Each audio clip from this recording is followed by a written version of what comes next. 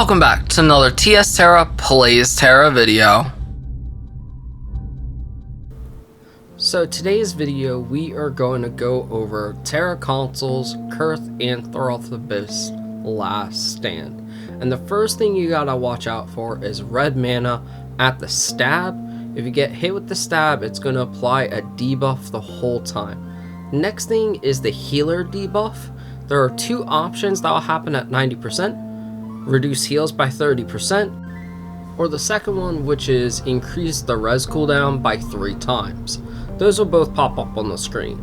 The next mech I want to go over is any death that happens throughout the whole fight is going to cause an explosion, which will damage the whole team, as well as every death gives the boss just about 1% extra HP.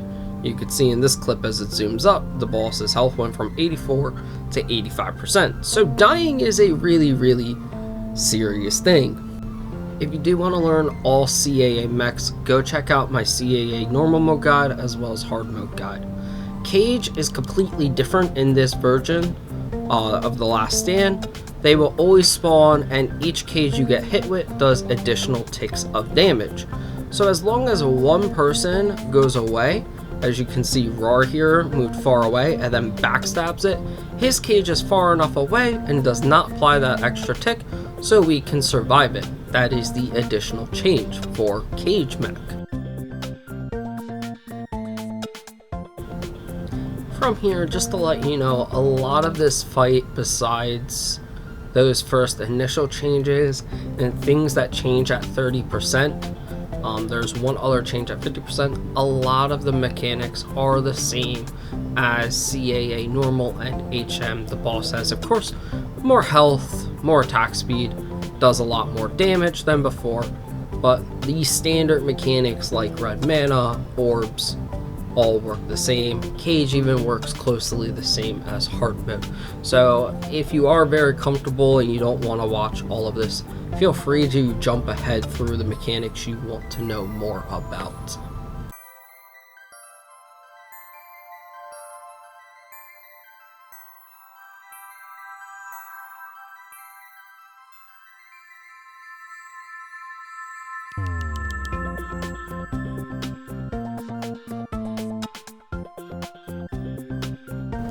The next mech we're going to look at is Dispersed Collected Mana.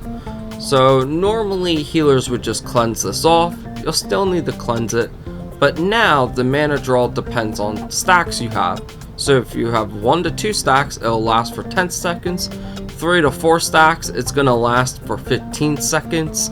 And this is just straight mana draw the whole time. So the more stacks you have, the longer you're going to be losing mana. And of course 5 stacks, it's going to be 20 seconds. Healers, at this time, it's best to spam mana out to your team. If your teammates don't have mana pots, the other solution is if you're someone that gets hit a lot, just make sure you have mana infusions and be cautious for those 20 seconds. Other than that, there's not too much changes with that mechanic, other than it's just straight up complete mana drain. It is much more heavy of a mana drain than previous versions of the mechanic, and like I said, it can last up for 20 seconds if you got the most amount of stacks.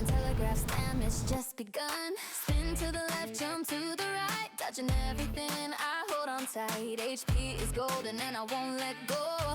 Tell me the cues, I'm ready for the show. I see the fire, lasers in the dark. Timing's everything, dodging every spark. Heartbeat is racing. So now at 50%, anytime the boss does any of his stun mechanics, he is gonna go into that red swirl or that red spin. It does not matter if someone doesn't get stunned. You'll see right there, he does a back hit and he's gonna go right into the swirl.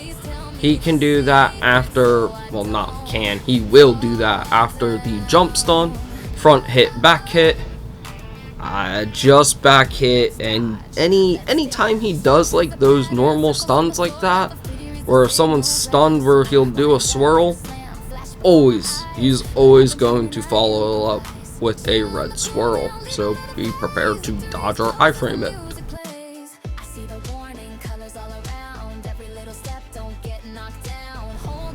And now we're at Cage, and Cage, similar to the hard mode variant, it has a lot of stacks. Typically Last Stand even has a bit more stacks.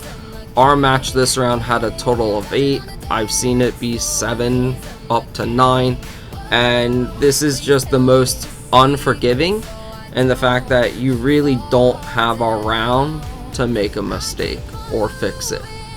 The last mech is 30%. At 30%, the boss is going to choose 3 different mechanics that he can do for the rest of the fight, and these are things you're gonna have to deal with for the last 30%.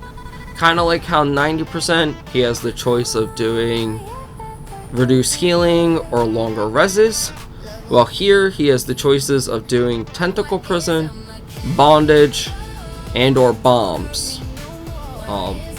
So yeah, we're gonna go over what those 3 mechanics are now in that exact order. So the first one is Tentacle Prison. You can see around Roar, he has a purple little glow, and that means that that player is gonna get a flower cage. It is the team's goal to break this flower. If you do not break that flower, it is going to explode, and everyone on the team is going to die, and it is a complete reset. There is no way about that. That flower can spawn at any time. Next is Bondage. Bondage is a very simple mechanic that if anyone on your team is stunned or the whole team gets stunned and it's not cleansed off, then everyone will get this daze effect that you see our tank Aura has. Now, I don't know how Roar got away with not having it, and I don't know how Aki got away with not having it, but that's that mechanic. You can see that debuff in the top right. Bombs, aka the chain explosion mech. I want to give Aki a huge shout out for sending me this. I was not able to capture it in any of my runs, but basically you just want to make sure your team is out of that red AoE. If your team's not out of that red AoE, it's going to explode, and from what I understand, it's going to continuously keep exploding until either everyone is dead or until everyone is off of it and stops getting hit by the explosion. That is everything in Cursed AA Last Stand. So that's about it. Fairly simple, has a lot of challenging mechs. Honestly, one of the most fun dungeon runs I've done in a long time. Yeah, it's just a fun dungeon. If you have any questions about this guide, feel free to ask me in the comment section below. If you enjoyed this, go ahead and hit that like button. If you're not subscribed, please consider doing so, especially as we get close or as we get into Season 2 of TERA. I plan to release, hopefully, Ice Throne Normal Mode before then. I plan to release an Ice Throne Hard Mode guide in Season 2, as well as I'm planning to do Timescape Normal Hard Mode. I've ran both of those before, and both the arenas I want to all get guides out as soon as I can for players. So if you're planning on playing in Season 2 and you're looking for a TERA Console guide for those dungeons, please consider subscribing, hitting that bell so you're always updated with notifications.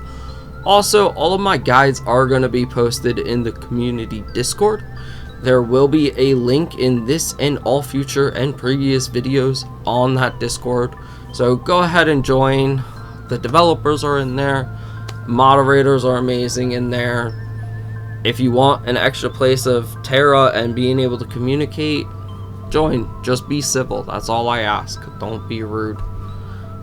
With that, that is the end of the run. Or is it? There's a new res bait. Yeah, baited. Ha! There's a new res bait the boss can do. There's a new one, and then there's orb throw. The new one is, yeah, it's a half moon that does a ton of damage. And if you're Aki, you get the whole team killed. No, I'm kidding. I love you, Aki. But yeah, just be cautious. He can do like a half moon swipe, and yeah, you have to dodge it. You can iframe it. So with that, that is the actual end of this video. I hope you've enjoyed. If you have, go ahead and hit that like button, consider subscribing. I hope you're having a wonderful day and or night. And as always, I hope to see you in Aboria, gamers.